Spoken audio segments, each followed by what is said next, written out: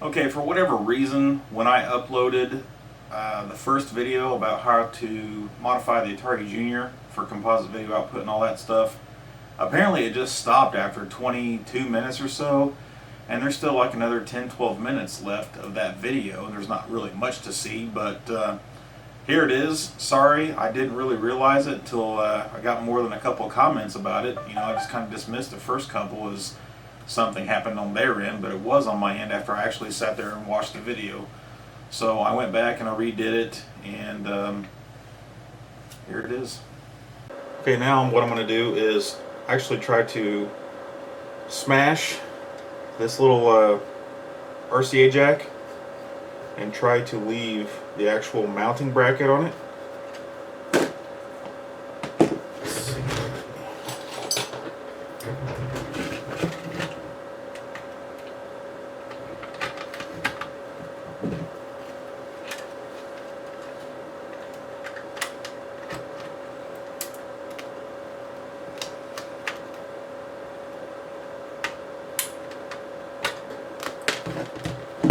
It's a little bit up, but it'll come out just fine.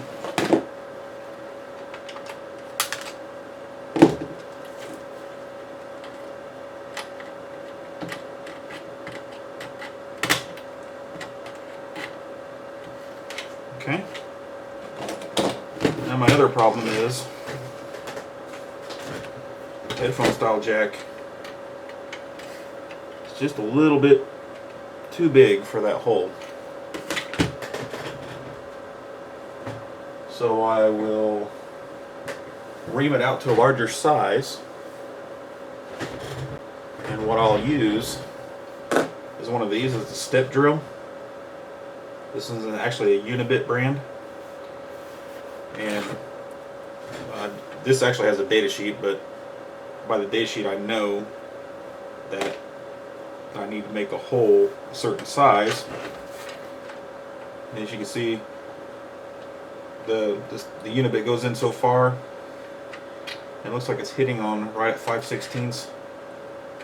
So I'll ream it out to 5/16, see if it fits, and if not, we'll go another size.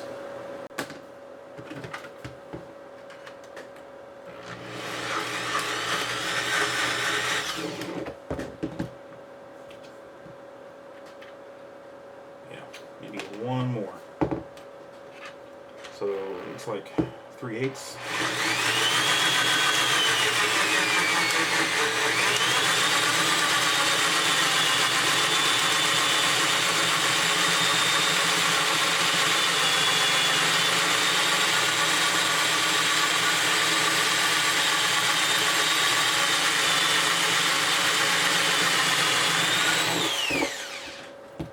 Lots of metal shavings. Be sure to get those off of the motherboard.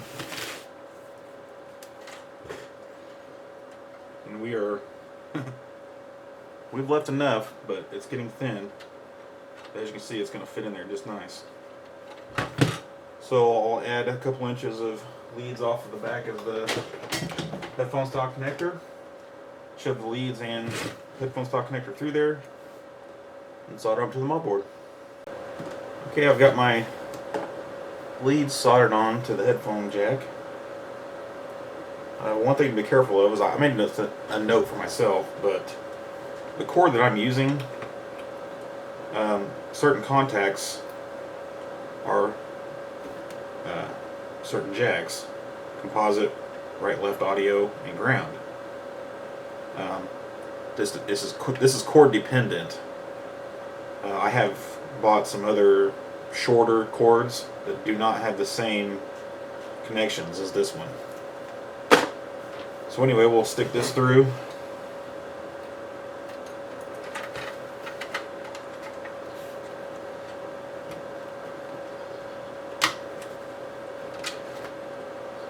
Just like that. And I'll solder around the leads and tape it down. Okay, so we're all taped down. It would have been straighter if I would have made my leads off the headphone style connector a little longer. I could have twisted the board a little better, but it's in, it's not going anywhere. One of the last things that I like to do is I like to color the headphone style connector black because basically the whole console is black, and you can't get this thing in anything but that light gray color. And it's recessed back into the case. And it just doesn't look right unless it's black. Purely aesthetic, doesn't really matter, but it looks a lot nicer. Speaking of the case, this is the hole where the original RF jack was accessible, and I'm going to want to force part of this jack into that hole, and it's too big. So basically what I'm going to do is break out my unibit again and just hold it together with hand and just make it a size bigger.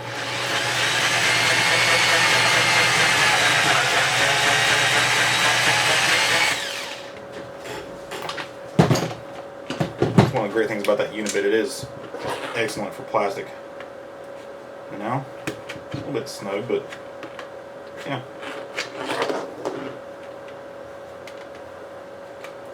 In fact, oh yeah, there's enough room for one more step yet.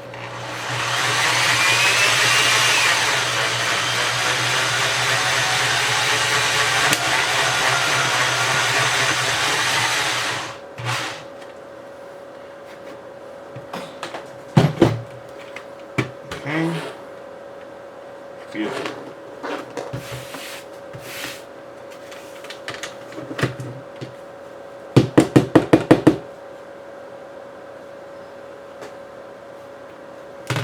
Just do a little bit of trimming on the inside here.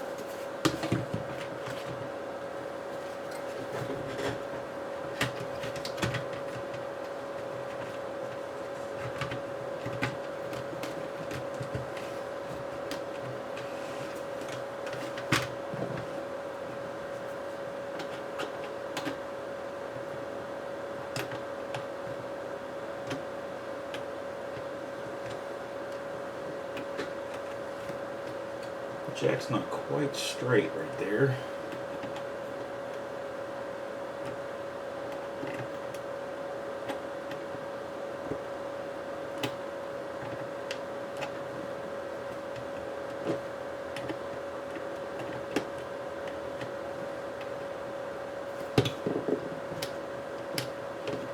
There we go.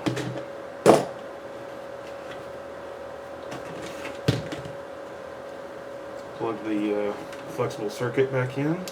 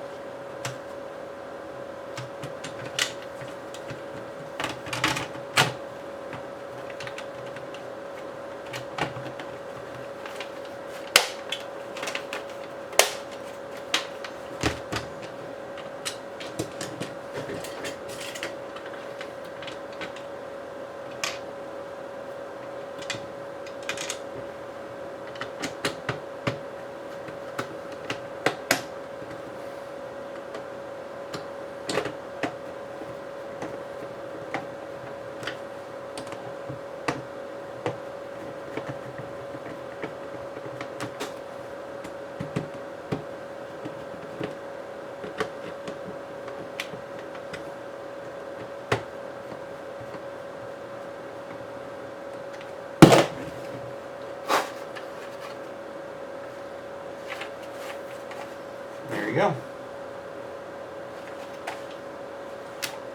Looks pretty stock. Let's test it out. Okay, so we're all hooked up to the TV. Here's the AV cord. Going to the AV switch, which is hooked into the Sony PVM.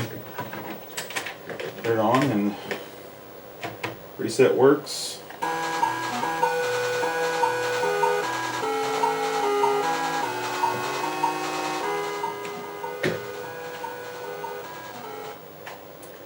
Okay.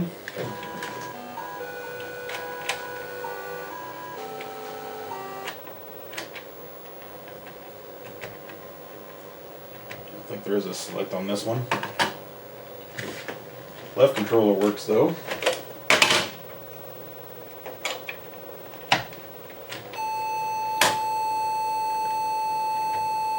Okay, select and reset are working. I remember that tone being part of it.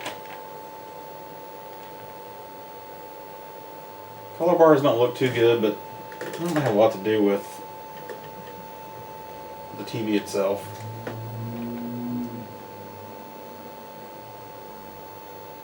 You can tell a little bit right here that I'm just a little bit out of convergence on this TV.